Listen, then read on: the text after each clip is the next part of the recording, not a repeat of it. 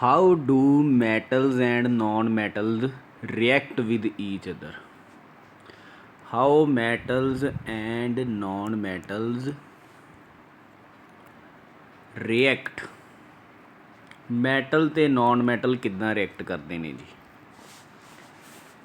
ਠੀਕ ਹੈ ਠੀਕ ਹੈ ਜੀ। Metals and non metals react to form ionic compounds। to form ਕਿਹੜੇ ਕੰਪਾਊਂਡ ਬਣਾਉਂਦੇ ਨੇ ਜੀ? ਉਹ ਆਇਨਿਕ ਕੰਪਾਊਂਡ ਬਣਾਉਂਦੇ ਨੇ। ਠੀਕ ਹੈ, ਹੁਣ ਜਿਹੜਾ ਆਇਨਿਕ ਕੰਪਾਊਂਡ ਬਣਾਉਂਦੇ ਨੇ ਇਹਨੂੰ ਯਾਦ ਰੱਖਣ ਦੀ ਮੈਂ ਇੱਕ ਚੀਟ ਬਣਾਈ ਹੋਈ ਹੈ, ਦੱਸੀ ਹੋਈ ਹੈ ਤੁਹਾਨੂੰ। ਮੈਂ ਕਿਹੜਾ ਵਰਡ ਯਾਦ ਕਰਵਾਇਆ ਤੁਹਾਨੂੰ? ਮਨੀ ਦਾ ਮਤਲਬ ਮੈਟਲ ਐਂਡ ਨੋਨ ਮੈਟਲ ਦੇ ਫੋਰਮ ਆਇਨਿਕ ਕੰਪਾਊਂਡਸ।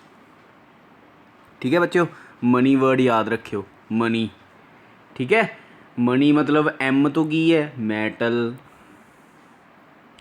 एन तो की है नॉन मैटल, तो आई तो की है भी मैटल तो नॉन मैटल किहड़ा कंपाउंड बनाते हैं? Ionic compound. ठीक है, आयनिक कंपाउंड है जिहड़ा, कोई भी आयनिक कंपाउंड है जिहड़ा, ठीक है, आयनिक कंपाउंड च दो टाइप के आयन्स हुंदे ने।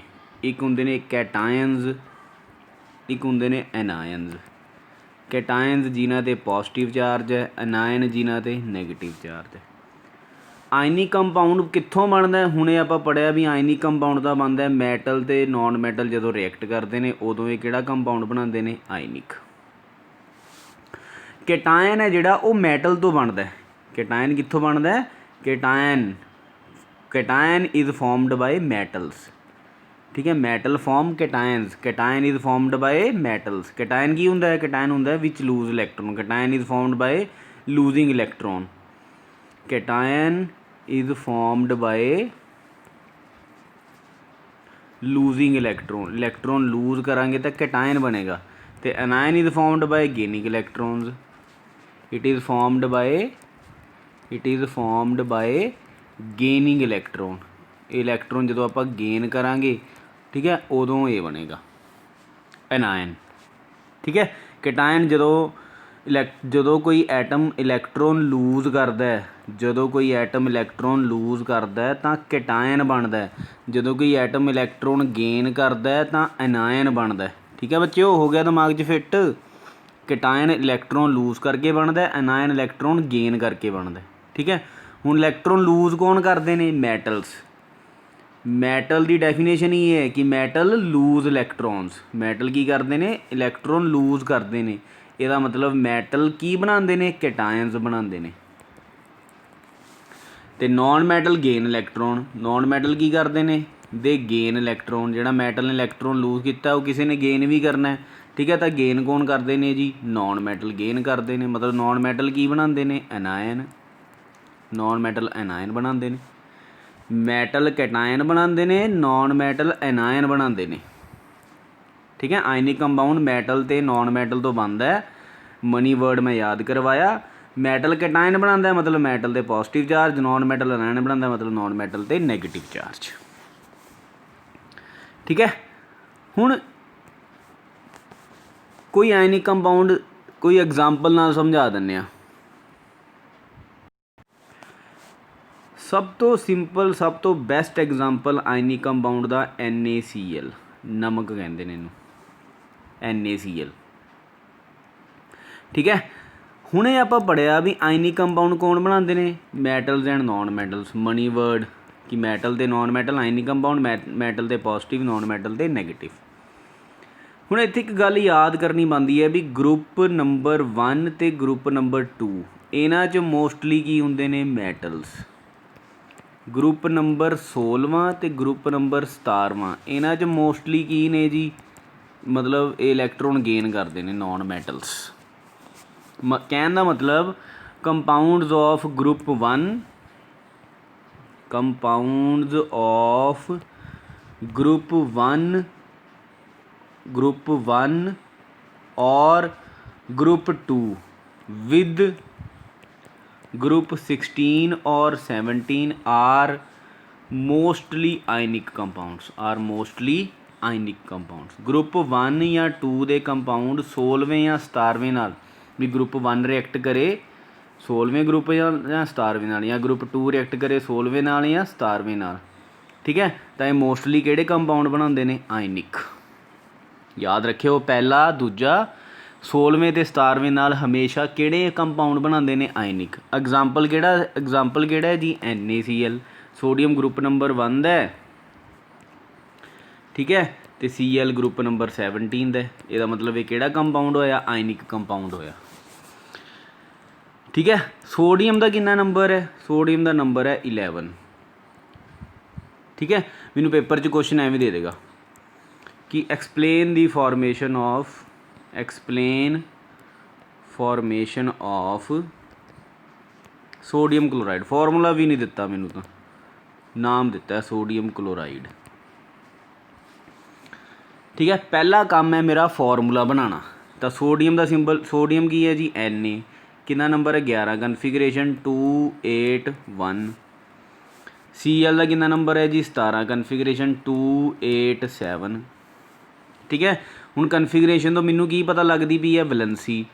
ਵੈਲੈਂਸੀ ਕਿਵੇਂ ਪਤਾ ਲੱਗਦੀ ਹੈ? ਵੈਲੈਂਸੀ ਐਵੇਂ ਪਤਾ ਲੱਗਦੀ ਹੈ ਵੀ ਅਗਰ ਕਨਫੀਗਰੇਸ਼ਨ 'ਚ, ਠੀਕ ਹੈ, ਵੈਲੈਂਸੀ ਫਰੋਮ ਕਨਫੀਗਰੇਸ਼ਨ ਤੋਂ ਕਿਵੇਂ ਪਤਾ ਲੱਗਦੀ ਹੈ ਵੈਲੈਂਸੀ? ਕਿ ਅਗਰ ਕਨਫੀਗਰੇਸ਼ਨ 1 ਜਾਂ 2 ਲਿਖਿਆ ਤਾਂ ਵੈਲੈਂਸੀ ਵੀ 1 ਜਾਂ 2 ਹੀ ਹੈ। ਪਰ ਅਗਰ 3 4 5 6 7 8 ਲਿਖਿਆ, ਠੀਕ ਹੈ, ਅਗਰ 1 ਲਿਖਿਆ ਤਾਂ 1 ਹੈ, 2 ਲਿਖਿਆ ਤਾਂ 2 ਹੈ, 3 ਲਿਖਿਆ ਤਾਂ 3 ਹੈ, 4 ਲਿਖਿਆ ਤਾਂ 4 ਹੈ। ਪਰ ਅਗਰ 5 6 7 8 ਲਿਖਿਆ ਕਨਫੀਗਰੇਸ਼ਨ ਦੇ ਐਂਡ 'ਤੇ, ਤਾਂ ਵੈਲੈਂਸੀ 1 2 3 ਤੱਕ ਤਾਂ ਸੇਮ ਹੀ ਰਹਿੰਦੀ ਹੈ। 1 2 'ਚ ਤਾਂ ਮੈਟਲ ਹੀ ਨੇ ਮਤਲਬ, ਠੀਕ ਹੈ। 5 6 7 8 'ਤੇ 4 ਤੋਂ ਘਟਣੀ ਸਟਾਰਟ ਹੁੰਦੀ ਹੈ, 3 2 1 0, ਠੀਕ ਹੈ। ਐਵੇਂ ਪਤਾ ਲੱਗਦੀ ਹੈ ਵੈਲੈਂਸੀ ਕਨਫੀਗਰੇਸ਼ਨ ਤੋਂ ਕਿ ਲਾਸਟ 'ਤੇ ਦੇਖ ਲਓ ਕਿੰਨਾ ਨੰਬਰ ਲਿਖਿਆ। ਜੇ 1 ਲਿਖਿਆ ਤਾਂ 1 ਵੈਲੈਂਸੀ ਹੈ, 2 ਲਿਖਿਆ ਤਾਂ 2 ਵੈਲੈਂਸੀ ਹੈ, 3 ਲਿਖਿਆ ਤਾਂ 3 ਵੈਲੈਂਸੀ ਹੈ, 4 ਲਿਖਿਆ ਤਾਂ 4 ਹੈ। ਪਰ ਜੇ 5 ਲਿਖਿਆ, ਵੈਲੈਂਸੀ ਕਹਿਣ ਦਾ ਮਤਲਬ 4 ਤੋਂ ਜ਼ਿਆਦਾ ਨਹੀਂ ਹੋ ਸਕਦੀ ਯਾਰ।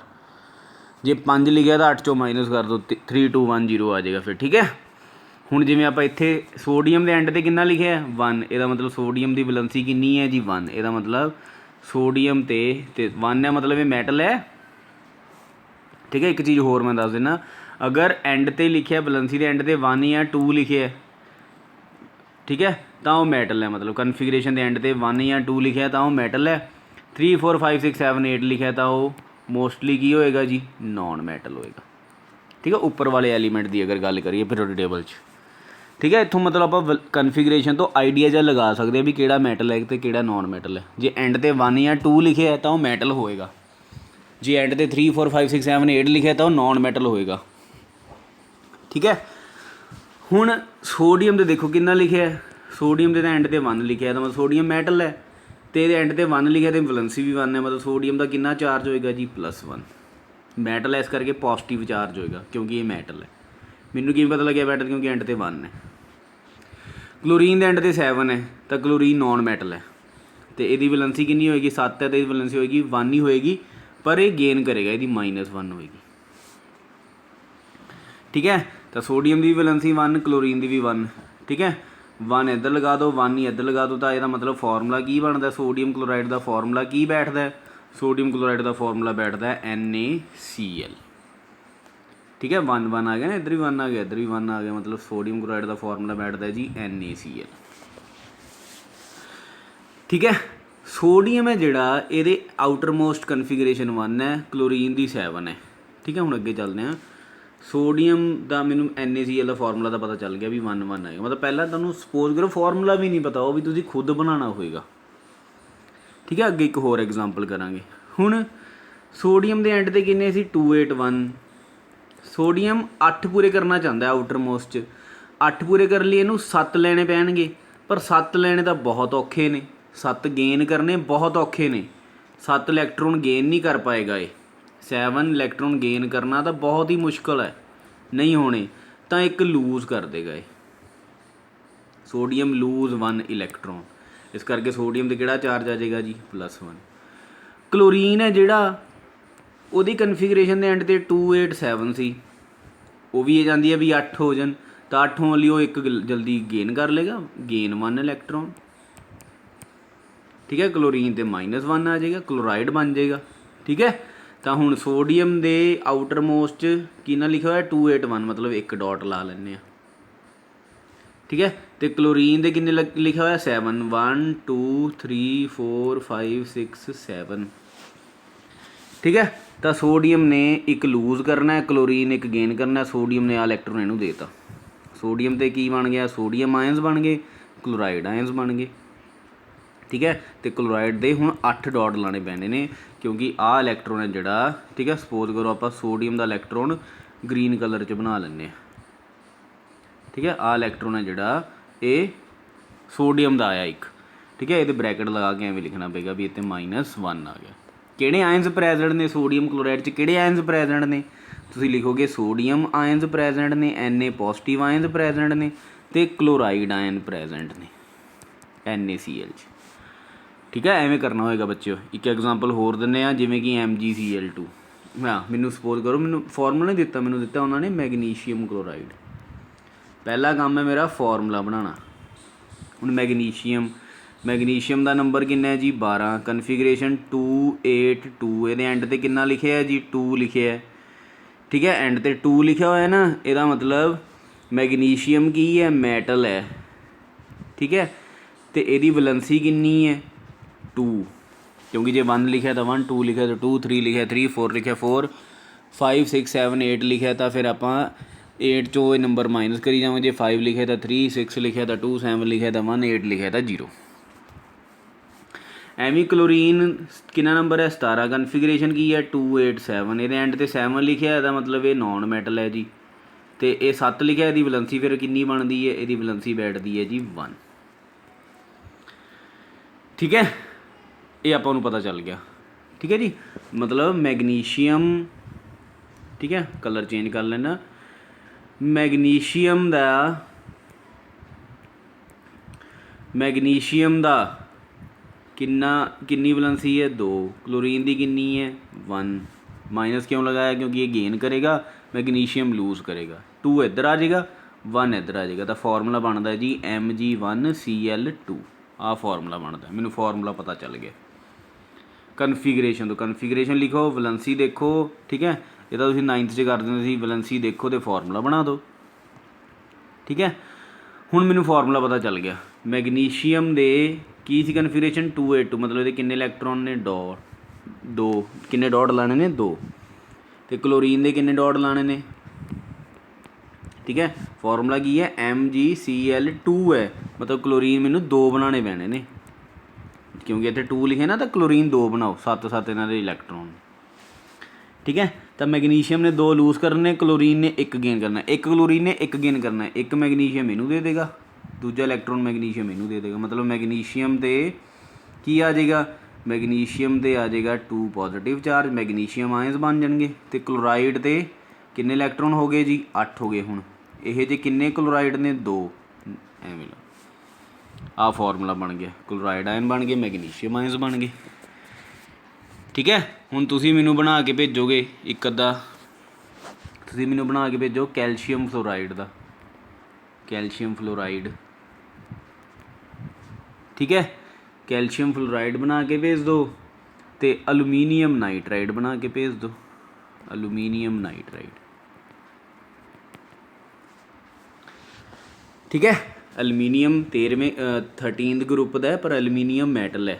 ਠੀਕ ਹੈ, ਅਤੇ ਨਾਈਟ੍ਰੋਜਨ 15ਵੇਂ ਗਰੁੱਪ ਦਾ, ਨਾਈਟ੍ਰੋਜਨ ਨੋਨ ਮੈਟਲ ਹੈ। ਠੀਕ ਹੈ, 13ਵੇਂ ਗਰੁੱਪ ਦੀ ਵੈਲੈਂਸੀ, ਇਹਦੀ ਵੈਲੈਂਸੀ ਮੈਂ ਦੱਸ ਦਿਆਂ 3 ਹੋਏਗੀ, ਪਰ ਤੁਸੀਂ ਕਰਿਓ। ਠੀਕ ਹੈ, ਅੱਗੇ ਸਾਰਾ ਕੰਮ ਤੁਸੀਂ ਮੈਨੂੰ ਦੱਸਿਓ, ਬਣਾ ਕੇ ਭੇਜਿਓ ਮੈਨੂੰ ਫੋਟੋ।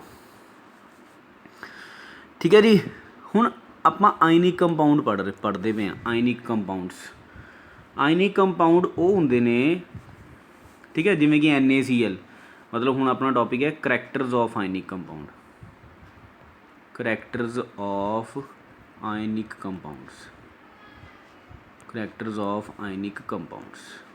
ਕੰਪਾਊਂਡ ਦੇ ਕਰੈਕਟਰ ਕੀ ਨੇ ਜੀ।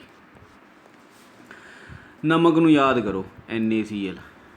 ਠੀਕ ਹੈ, ਮਤਲਬ ਆਇਨਿਕ ਕੰਪਾਊਂਡ ਕੀ ਨੇ ਜੀ, ਕ੍ਰਿਸਟਲਾਈਨ ਨੇ, ਦੇ ਆਰ ਕ੍ਰਿਸਟਲਾਈਨ, ਕ੍ਰਿਸਟਲ ਹੁੰਦਾ ਇਹਨਾਂ ਦਾ।